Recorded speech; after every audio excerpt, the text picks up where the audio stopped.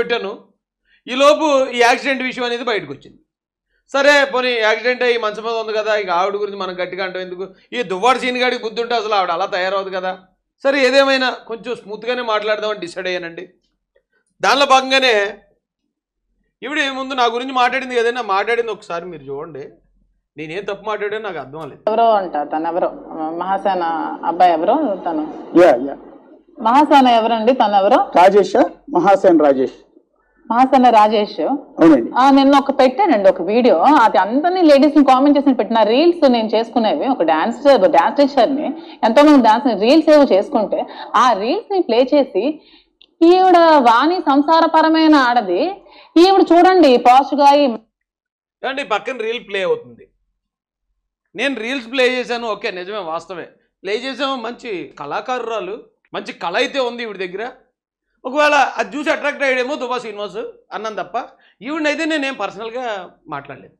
ఆవిడేమంటుందంటే నేను రీల్ చేసుకుంటే మహిళలందరూ రీల్ చేసుకునే వాళ్ళని రాజేష్ మహాసేన అంటున్నాడు అంట. అమ్మా మాధురి, నేను రీల్స్ చేస్తున్నావు మాధురి ఎందుకు చేసావమ్మా అని అడగలేదు తల్లి. నువ్వు భర్త పిల్లలు ఉండగా ఇంకొక భార్య పిల్లలు ఉన్నవాడిని ఎలా తగులుకున్నావు? ఆడితో నీకు ఫ్రెండ్షిప్ ఏంటి? ఆడితో నీకు అడల్టరీ ఏంటి? తప్పమ్మది. మన భారతీయ సంస్కృతి సంప్రదాయాలు అది ఒప్పుకోవు. మనకు ఒక సిస్టమ్ ఉంది ఇక్కడ. ఒకవేళ నీకు నిజంగా వేరే వాడిని నచ్చితే అవును అప్పుడు దాకా ఉన్న భర్త నన్ను చిత్రహింసలు పెట్టాడండి, ఆడితో నేను విడాకులు తీసుకున్నాను, ఎస్ ఇతను నన్ను ఓదార్చాడండి అంటే పోనీ ఏమన్నా కొంచెం అర్థం చేసుకోవచ్చు. పక్కన భర్త అలాగే ఉన్నాడు, పిల్లలు అలాగే ఉన్నారు. అలా ఉంటూ నువ్వు అడల్టరీ చేయటం తప్పమ్మా అన్నమ్మా నేను. అంతేగాని నువ్వు పుష్ప 2లో సాంగ్ వేస్తే నాకేంటి, లేకపోతే ఆర్య 2లో సాంగ్ వేస్తే నాకేంటి? మేకప్లు అంటే లేడీస్ ని కామెంట్ చేసే రైట్ మహాసేన రాజేష్ కి ఎవరిచ్చారు నాకు అర్థం కావట్లేదు. నాకు బంగారు తల్లి, నేను అందరు లేడీస్ని టార్గెట్ చేయను. ఎవరైతే స్త్రీ ధర్మానికి వ్యతిరేకంగా, భారతీయ సంస్కృతి సంప్రదాయాలకు వ్యతిరేకంగా, దాంపత్య జీవితానికి వ్యతిరేకంగా, కుటుంబ వ్యవహారాలకు వ్యతిరేకంగా ఎవరైతే వరస్ట్గా బిహేవ్ చేస్తారో అలాంటి వాళ్ళ కోసం ఆడతానమ్మా. ఇప్పుడు నీకు బుద్ధి చెప్పేవాడు ఎవడో నీ ఇంట్లో లేడేమో, అన్న తమ్ముడు తండ్రి అలాంటి వాడు ఎవడో ఉండడు. ఉంటే ఖచ్చితంగా చెప్పు తీసుకుడెద్దరు నీలాంటిది ఉంటేనే. భార్య పిల్లలు ఉండగా నీకు ఇదేం పోయే కాలం, నువ్వు మళ్ళీ వేరే వాడి దగ్గరికి వెళ్ళిపోయి ఆడితో కలిసి ఉంటున్నాను, ఆడితో అడల్టరీ వ్యభిచారం చేస్తున్నానని పచ్చిగా మాట్లాడుతున్నావు. నీకు అసలు సిగ్గు ఎక్కువ ఉందని చెప్పి గొప్పగలు కూడా ఎదురు. అమ్మా నేను ఇంకా చాలా మర్యాదగా మాట్లాడాను. నువ్వు అడిగావు ఇందులో ఏమడిగింది చూద్దారండి. మహాసేన రాజేష్ ఎవరో తెలీదు. నాకు ఆ వీడియో చాలా బాధ అనిపించింది. నాకు ఆ వీడియో చూస్తే నీకు నేను తెలియపోవడమే నా ఆరోగ్యానికి చాలా మంచిదమ్మా, చాలా హ్యాపీ నేను. ఈవిడ చూడండి, ఈవిడ మేకప్ చూడండి, ఈవిడ ఒక ఏ పరమైన ఆడది అంటే ఆడవాళ్ళు అంటే మీరు అందరూ ఎవరెవరైతే రీల్స్ చేస్తున్నారో, ఎవరెవరైతే మీరు ఇన్స్టాగ్రామ్ లో పోస్ట్ చేస్తున్నారో అందరినీ బ్యాడ్ కామెంట్స్ చేస్తున్నాడు ఈ మహాసేన రాజేష్ అనేవాడు. అందరూ అర్థం చేసుకోండి. అంటే ఆవిడ ఇలా మాట్లాడేసి ఇలా ఏదో నంగనాచిలాగా పెట్టేస్తే ఆవిడేమో ఒక సంసారపరమైన ఆడది. మేము రీల్స్ చేసి మేము సోషల్ మీడియాలో సోషల్ గా మూవ్ అయితే మేము తప్పుడు. మీరు పాయింట్ అర్థం చేసుకోవట్లేదు మాధురి గారు. మీ రీల్స్ కి వాణి గారి బాధగా ఉండటానికి రెండింటిని ఇంకెట్టకండి. మీరు వాళ్ళ భర్తని కైవసం చేసుకుని వాళ్ళ భర్తతో మీరు వ్యభిచారం చేస్తున్నారని మీరే చెప్పారు. వాళ్ళ భర్త మరో మహిళతో వ్యభిచారం చేస్తుంటే ఏ మహిళను అలా బాధపడుతుంది. దానికి నేను రీల్స్ చేస్తున్నాను కాబట్టి నన్ను తిడుతున్నారు, రీల్స్ చేసి ఆడవాళ్ళందరినీ తిడుతున్నాడు రాయచండి. నాకేమన్నా వాళ్ళు కొవ్వెక్కిపోయి తిరుగుతున్నానా నేను ఊరందరినీ తిట్టడానికి? దేశ సంస్కృతి మొత్తం ఇప్పుడు రేపు పొద్దున్నే పిల్లలు ఏమి నేర్చుకోవాలి? ఇంత పబ్లిక్గా నిస్సిగ్గుగా వైసీపీ నేను మహిళా అధ్యక్షురాలని, వైసీపీకి నేను పెద్ద నాయకురాలనేమో నువ్వు, వైసీపీ ఎమ్మెల్సీగానేమో ఆడు, మీ ఇద్దరు కలిసి పబ్లిక్గా మేము వ్యభిచారం చేస్తున్నాం మీరు స్టేట్మెంట్లు ఇచ్చేయండి. ఈ సమాజాన్ని సర్వనాశనం చేసేయండి. మాలాటోడు ఎవడో అడగకూడదు మిమ్మల్ని. అడిగితే చాలా పెద్ద తప్పది. ఆడవాళ్ళమా? నీకు ఆడపిల్లలు లేరా? నీకు మీ ఇంట్లో వైఫ్ లేదా? మీ ఇంట్లో చెల్లి పిల్లలు ఆడపిల్లలు ఎవరు ఉన్నారమ్మా? నాకు చెల్లి ఉంది, నా భార్య ఉంది, నాకు ఆడపిల్లలు ఉన్నారు. కానీ వాళ్ళు ఎవరైనా సరే నీలాంటి పని చేస్తే మొక్కలుగా నరికేస్తాను. నేనైతే మొక్కలు నరికేసి 7వ రోజు భోజనాలు ఎట్టేస్తాను.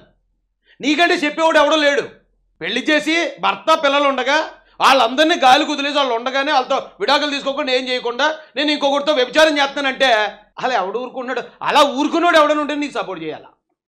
ఎవరో సోదరుడు అన్నాడు మహిళలను అలా టార్గెట్ చేయకూడదు, ఆ మహిళల కోణంలో కూడా చూడాలి, మన ఇంట్లో కూడా ఆడవాళ్ళు ఉన్నారు కదా. నేను ఒక్కటే అడుగుతున్నానండి మాధురి గారిని, ఎవరైతే సపోర్ట్ చేస్తున్నారో వాళ్ళందరినీ, నేను వాణి గారికి సపోర్ట్ చేస్తున్నాను. ఎందుకంటే వాణి గారి పరిస్థితుల్లో అవసరం అయితే నా భార్య పిల్లలను ఊహించుకోగలను.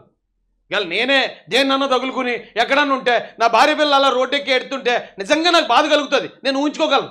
కానీ మాధురి ప్లేస్లో నా భార్య నేను ఊహించుకోలేను. ఎవడన్నా ఊహించుకోగలిగినోడు ఉంటే మీరు ఆవిడకి సపోర్ట్ చేయండి. భర్త ఉండగానే, భర్త ఇంకా విదేశాల్లో కుటుంబం కోసం కష్టపడుతుండగానే లేదు నేను ఇంకొక అతనితో కలిసి ఉంటాను, ఇంకొక అతనితో వ్యభిచారం చేస్తాననే భార్యని యాక్సెప్ట్ చేయగలిగిన మహానుభావుడు ఎవడన్నా ఉంటే అటు సపోర్ట్ చేయండి రా బాబు. మేము వద్దాను, మేమేం అడ్రాము దేనికిని. మీరు సపోర్ట్ చేస్తానంటే మీ భార్యలను కూడా మాధురి గారిలో ఎంకరేజ్ చేస్తాం. కమాన్ అమ్మా వెళ్ళండి, ఎమ్మెల్సీ ఉన్నాడు, పలానా చోట ఎమ్మెల్యే ఉన్నాడు, వెళ్ళండి మీరు వెళ్ళండి, ఆయన హ్యాండ్ ఓవర్ చేసుకుని ఆయనతో అడల్టరీ చేయండి అని ప్రోత్సహించే భర్తలు ఎవరైనా ఉంటే మరి చేయండి రా బాబు.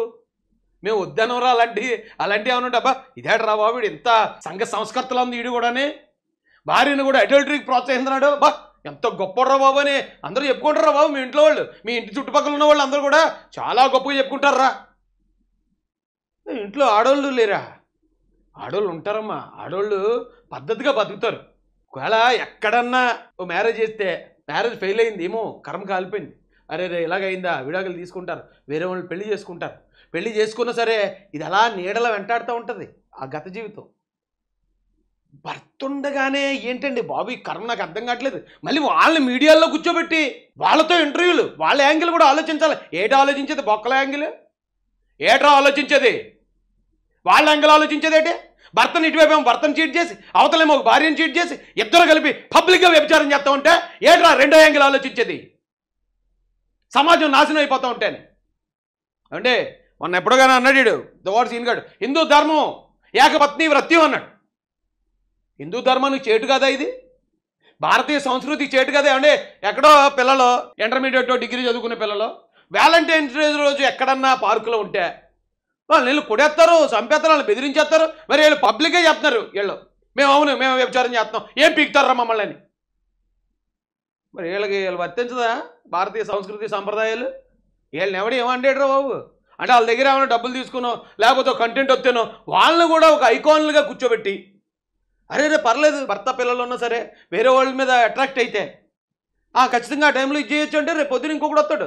వైసీపీలో అందరూ అలాగ ఉన్నారు కదా, ఎస్ మేము అడల్టరీ చేసాం, వ్యభిచారం చేసామని ఇక దువ్వాడ సీన్ గాడు లేదా మరొక విజయసాయి రెడ్డి మరొకడు ఎలాగైతే వస్తున్నారో, ఎస్ నేను మర్డర్ చేశానని ఒక అనంతబాబు ఒక అవినాష్ రెడ్డి ఎలాగైతే ముందుకు వచ్చి పబ్లిక్గా రొమ్మిల్చుకుని తిరుగుతున్నారో ఇంకా అలాగే రేపు పొద్దున్న అవునండి నేను రేప్ చేశానండి అలాగే వెళ్తున్నప్పుడు ఆ పిల్ల చూడడానికి కొంచెం బాగా కనపడిందండి, అందుకని ఎందుకైనా పనికి వస్తుంది కదా రేప్ చేసి పాడేశారండి అని ప్రశ్న పెడతాడు వచ్చి.